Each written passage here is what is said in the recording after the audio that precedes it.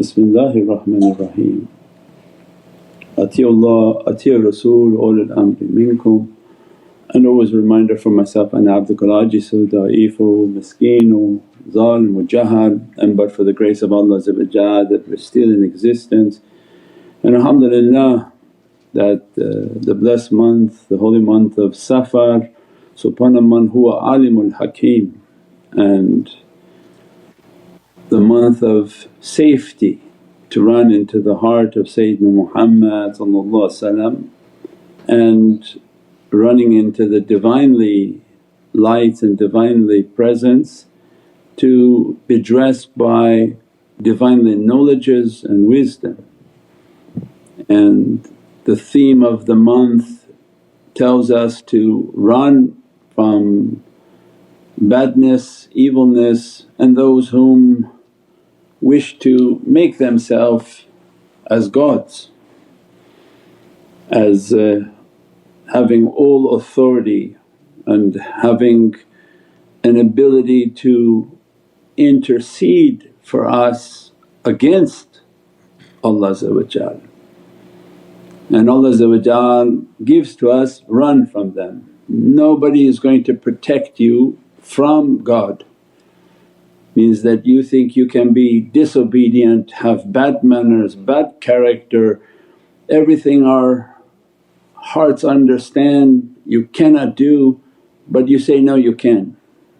And some person posing as an authority giving new set of rules as if they are a God and they have an authority over our Creator. And no one can. There is no friend of Allah that supersedes God's commands and the commands and teachings of Sayyidina Muhammad. And Allah gives to us, run from them, run from the wickedness of their character. No matter how much they say, it's okay, it'll all be okay, it's not okay. Run and run to the teachings of Sayyidina Muhammad, run to the realities of Islam, the door upon this earth to the heavenly kingdom. It's a portal to that reality. And then Allah gives to us the stories of the sleepers of the cave, their good manners, their good characteristics, and the level in which to submit ourselves to Divinely guidance with good character. Gives us the example of the obedience and loyalty within God's creatures, dogs, animals, the examples that we talked about with pets, with cats, with birds, with ants, that all of nature shows us its… As-salamu alaykum wa rahmatullahi wa barakatuh. This is Shaykh Nurjan. Thank you for watching the video that you're watching. Inshallah, if you're happy with the content and happy with these programs, please support the button below, the programs that we have for our orphanage repairs, our water well, Give the Gift of Life, our mobile food vans. We have now 5 vans: Vancouver, Chicago, Los Angeles, Pakistan. There's many programs that reach thousands of people and rescue foods and give those supplies to people in need. Your support is greatly appreciated. Also be so kind as to leave loving comments, and please share the stream, every bit counts. As-salamu alaykum wa rahmatullahi wa barakatuh. Level of submission that we can't even reach, and at least have the loyalty of a dog, that when it's with his owner is fixed. Many don't even eat if the owner leaves until the owner comes back. Means there's a reward in looking at God's creation. Not that we're righteous in our own righteousness, but to be humble that God has created an example in everything. And to look at God's creation and say that, subhanallah, or glory be to Allah, how these creatures submit, how they have amazing characteristics. We said when a dog for us and a lion for Allah. Had you said that have the loyalty of a lion, humans don't understand that because lions eat humans. The example of Qitmir and the power of Qitmir and saying that it's like a dog is because Allah draws our attention to the loyalty of this creature, that the loyalty has an immense honour in God's Divinely Kingdom. It's not the books you memorize and the books you read and the knowledges that you take through your mind. Continuous theme is that our manners with one another, our manners with those whom teach us, our manners with our families, communities and authorities, from the physical authority of law enforcement to spiritual authority of pious people. Allah gives to us that this loyalty and character is so noble, and those dogs and those reality of loyalty are like lions for Allah. That the spiritual lion has that reality of its kingship, it's the king of creatures. The spiritual lion is the one whom is loyal to Allah, loyal to Sayyidina Muhammad and never moves from its loyalty and waiting for the command of Allah and to fulfill that command. But you can't say that from beginning, oh you have to be loyal like a lion, because people say, well lions eat us. So it was understood throughout creation that these creatures, these dogs, these canines, extremely loyal, and it's a noble characteristic, and as a result everyone has a chance to succeed. That at least we can be like a creature of Allah and to have these noble characteristics. And as a result then Safar begins to teach us about the relationship of Sayyidina Khidr and Sayyidina Musa. That once the student understood that I'm going to enter this cave and I too want to be at least a better character than a dog and have loyalty, and no matter what testings come in my life to keep my character. It's easy to love when everything's good, but the testing in life is when things become upside down and you're good. You don't talk, you don't divulge the secrets of the shaykh. If you're given information you never speak it because of loyalty. You're not somebody who want to talk to become famous amongst people that you know something. All of these teachings go back to the character. So you stand guard like you're a lion for the shaykh, loyal and waiting. This noble character dresses the servants so they can be in the next stage, was that even if you think you're Nabi Musa with whatever lineage you have, with whatever openings you think you have, when you enter the presence of these Naqshbandi shaykhs, because Sayyidina Khidr is the 11th shaykh of the golden chain. So for others it may be a different story, but when a Naqshbandi shaykh is teaching this reality, it's a Naqshbandi secret. And that's why Naqshbandiyat al-Aliyah can bring so many realities out from Surat al-Kahf and the realities of Sayyidina Khidr and Nabi Musa. Because this example is someone who is a prophet of Allah from the great 6 prophets Allah created, and one whom could speak to the Divine. So now it raises to the highest character. So even that type of individual, when he comes to the presence of the Naqshbandi shaykh, what happens? There's a disclaimer, you won't be able to follow. So it's not an easy path.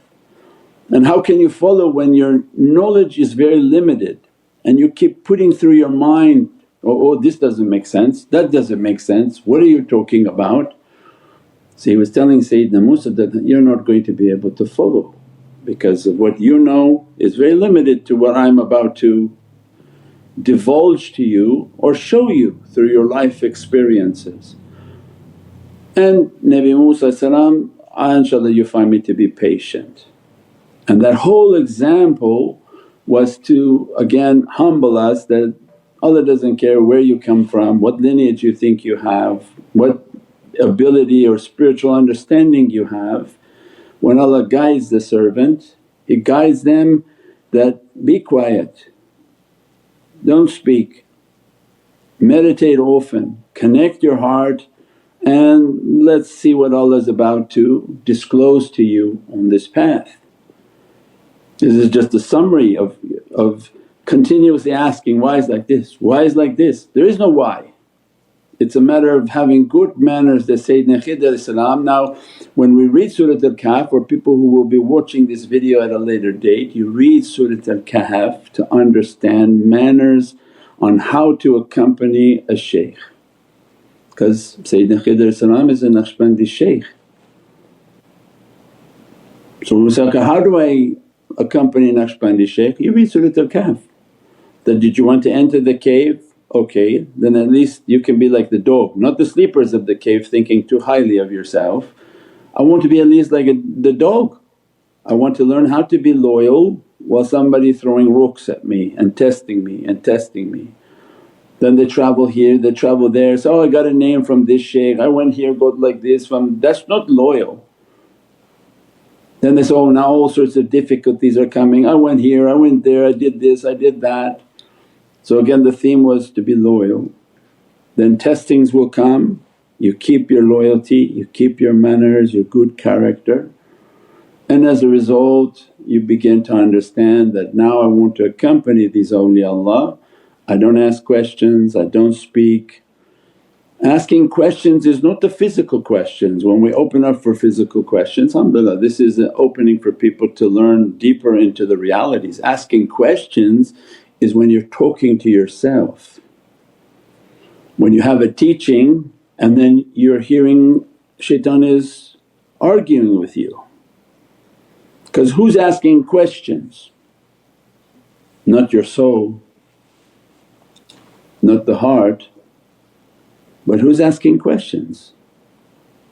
It's the waswas.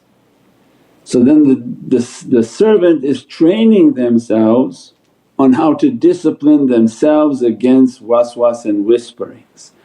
I heard the teachings, I keep it into my heart, and in my muraqabah I connect and ask that, put that teaching deeper into my heart's reality. Not that I'm debating it for the next 2-3 days in my mind because shaitan has then overtaken you. So the questions that people ask are the ones that are continuously in their mind doubting, debating, doubting, and that gives the point that the devil is too close. Your muraqabah has to increase, your awrats have to increase, your salawats have to increase to keep that shaitan further away from you so that you go deeper into the oceans of Rahman, into the connection with the shaykh. This was the immense importance of reading that section of Surat al-Kahf on manners. They gave the entire discipline, and that Sayyidina Musa is by example asking about this, asking about that, and all along we've described many years in this reality. If we go back to understand the types of questions that, why did you sink the boat? Why did you destroy that child?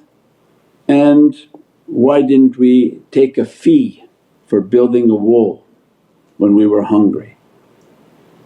Because the question was not about seeking a higher reality in his own reality, he was questioning his guide. So when you question, Imam Ali describes, question for a deeper understanding, not questioning the authority of the guide or the authenticity of what the guide is teaching. I want a deeper understanding and I ask a question within my heart, also to address me deeper with that reality. But what Sayyidina Musa was asking was, why the boy? Why the boat? Why the boy? Why we didn't charge? Means something wrong with you, your guidance is wrong. And that's not the manners and that's not the Muhammadan manners to ask. And as a result of the character of asking questions, his nation inherited to only ask questions. And their aqeedah is based on studying on how to ask questions. As a result, many of them are lawyers, where they can find a contract and tear it apart by finding discrepancies and questions. The nation of Sayyidina Muhammad is taught, no, there are no questions. In guidance you samina wa atana, I heard and I obey. If my heart tells me coming towards this guidance, this shaykh is true, these teachings are true. As soon as I sit then it stops. And your fight is to fight the whisperings, fight the devil whom trying to lift you off of your chair and your seat at their table. And that becomes the inheritance that Sayyidina Khidr was trying to teach, that on this path there's no questions. And if you sit and complete the path and enter into the grave and take your last breath having successfully followed a shaykh, what he would have found is that the test of the boat, the boy and the wall were all Sayyidina Musa's life. It had nothing to do with Sayyidina Khidr. It wasn't a day in the life of Sayyidina Khidr, means that the students' whisperings are continuously finding fault in the shaykh, not finding fault in themselves. When you have a question, you're not questioning, how bad am I, oh how I'm doing these things, that this guy must be wrong. And that's why it's a falling and collapsing. There's no question, the fight is against your waswas. The boat had to do with Sayyidina Musa and his mom threw him in a basket to save his life. The boy that passed away, Sayyidina Musa hit somebody on the chest with his hand and that man passed away. So why he's asking about that? He did the same act with his hand when he tried to save someone, and then he didn't charge a fee when he was looking for a wife and he helped them to water their sheep, for the sheep to get water. Why now he wanted to charge a fee? And finding doubt in his teacher, had he waited he would have found that this was actually your life in a different way, so that you could see everything you were patient for. Allah gave you the example through your own life. So that's important to understand as we're ending and leaving Safar. You're not finding anything out about the shaykh, you're just not finding acceptance of the guidance. And the journey was not about finding the reality of the shaykh, it was about finding your reality. And it was not about changing conditions, but it was about changing me. Means throughout Allah says, don't take awliya as your protectors. That's directly the easier way to understand that English is, don't take people to change your condition. That's not a spiritual path and that's not a representative of God, because that's a mushrik and a shirk. When you think somebody can alter the laws and the reality of God, then it's like he's a little God. So it means then the belief and the manner so clear that the spiritual path and spiritual teachers, they're not here to change anyone's conditions. They're here to change people and to have the person change themselves. As a result of them changing and spiritually growing, then inshaAllah Allah bi'idhnillah begins to change the condition of the servant. So very clear when people read, oh this verse says that don't take awliya, don't take the friends of God as a protector. They're not the friends of God, they are the people who claim to be a friend of God that can change what God has given to someone. Means what's haram they say is halal. Right now they're going out and killing and destroying people, somebody must be telling them, it's okay, don't worry. No, you should worry. They have videos now where they sit and say, kill them all, kill this, kill that. Who's that person that can talk on God's behalf like that? When every commandment says, thou shalt not kill. And we see now, we see it all on social media, they're giving fatwas in their religion and in their teachings and their religious people. They're superseding every religious law saying, you can. So who say you can? And that's the verse Allah describing. They pretend like they're close with God and they come against every Divinely ruling of decency, of humanity, of compassion and mercy. So we see that now upon the earth. Then as we enter and begin to leave Surat al-Kahf, what Allah gives to us is then Yajuj and Majuj.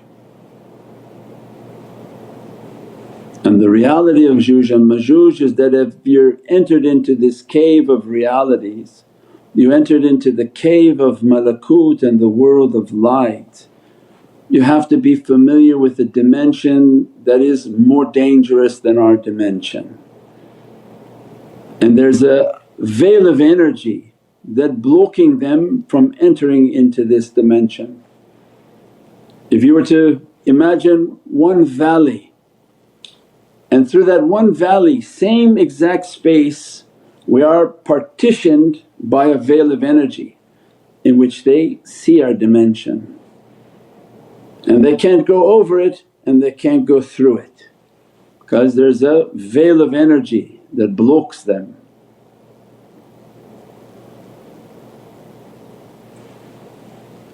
What happens? In a day that's coming, Allah will obliterate that veil. As a result they come, Allah describes in Surat al-Kahf like waves.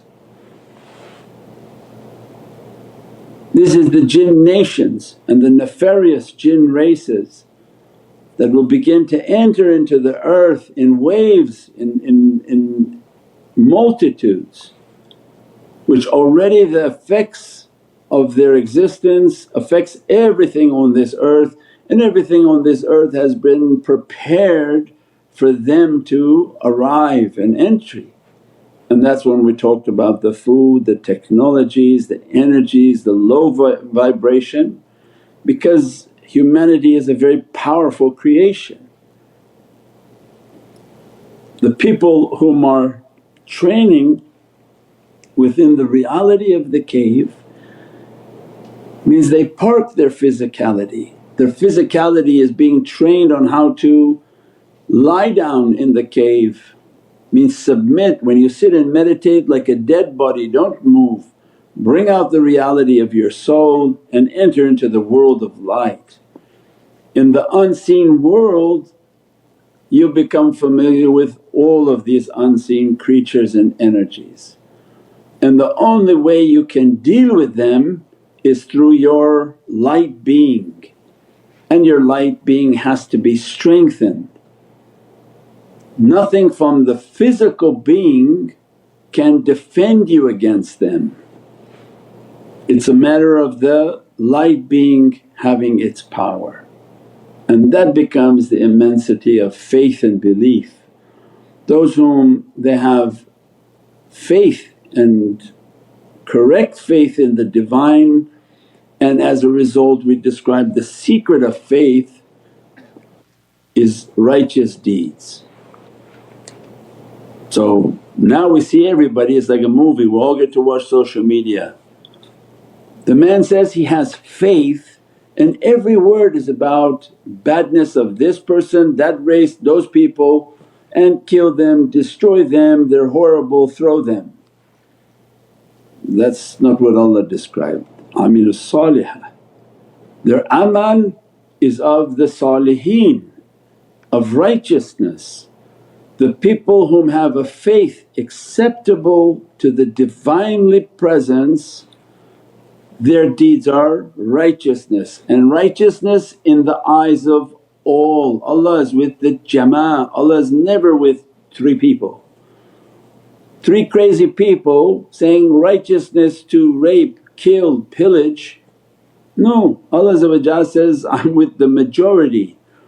When the majority say, oh righteousness is fasting, righteousness is praying, righteousness is feeding, righteousness is taking care of creatures and animals, righteousness is taking care of nature, because the majority of humanity agrees.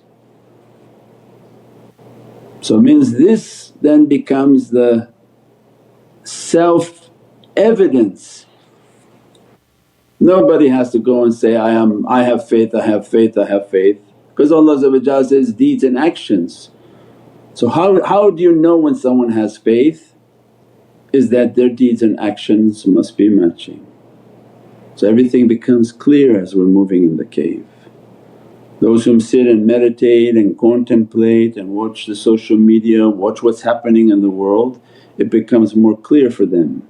Don't fool yourself that that's faith and those are not righteous deeds. And how you get there is more important than getting there. We said you don't steal every day and say, I'm building a masjid. Nobody needs a masjid based on stealing. But every day you worked from the sweat of your life and the sweat of your head, then that's building a masjid in righteousness. So this is the haqq and the truth of what the world is seeing. And this is the demeanour and character of the people who want to enter this cave and the presence and love of Sayyidina Muhammad. And as a result, as this month draws its end, and by Wednesday, Thursday is the opening of the celebration of the lights within this cave known to us as Rabiul Awwal, in which in this cave we're celebrating the light and the birth of that reality, not the birth of physical, the birth in which the light of Allah as a hidden treasure wanted to be known.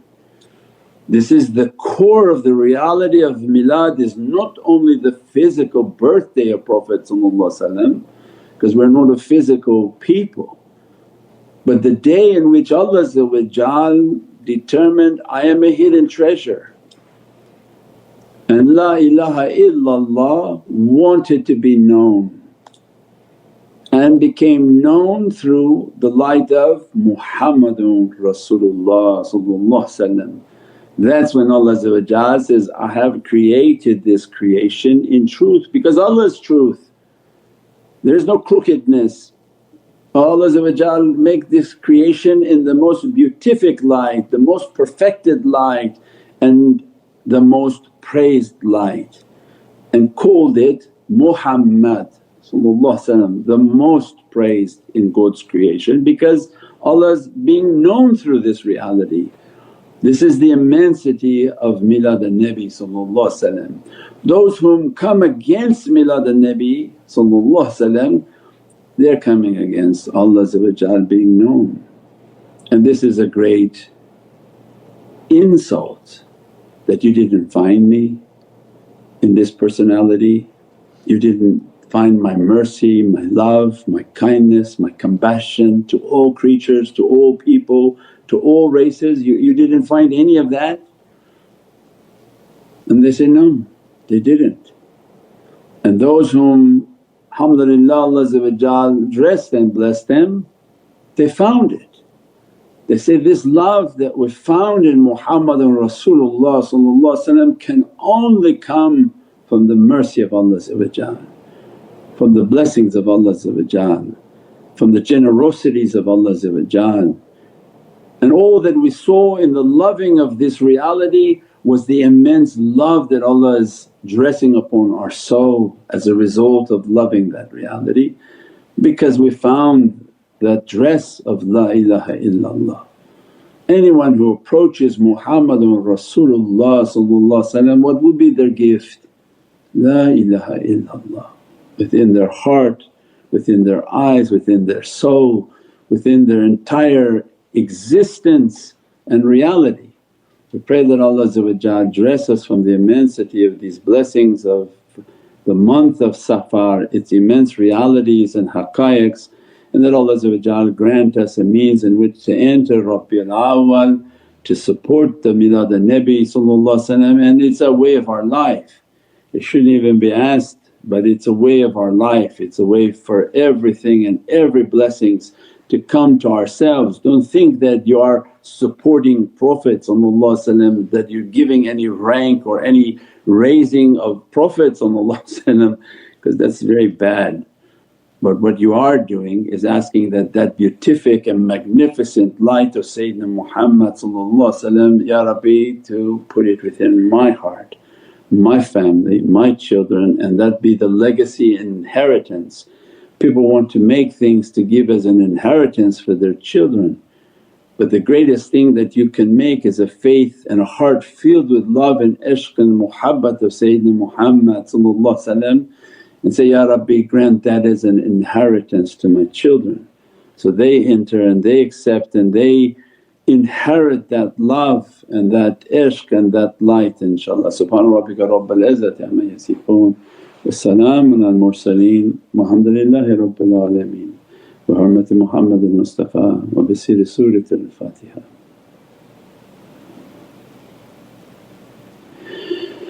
Ashhadu ya Rasul Kareem. Alhamdulillah. As-salamu alaykum wa rahmatullahi wa barakatuh. This is Shaykh Nurjan. Thank you for watching the video that you're watching.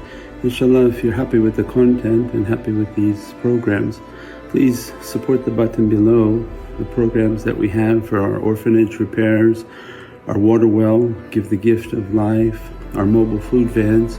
We have now 5 vans: Vancouver, Chicago, Los Angeles, Pakistan. There's many programs that reach thousands of people and rescue foods and give those supplies to people in need.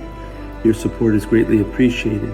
Also, be so kind as to leave loving comments, and please share the stream. Every bit counts. As-salamu alaykum wa rahmatullahi wa barakatuh.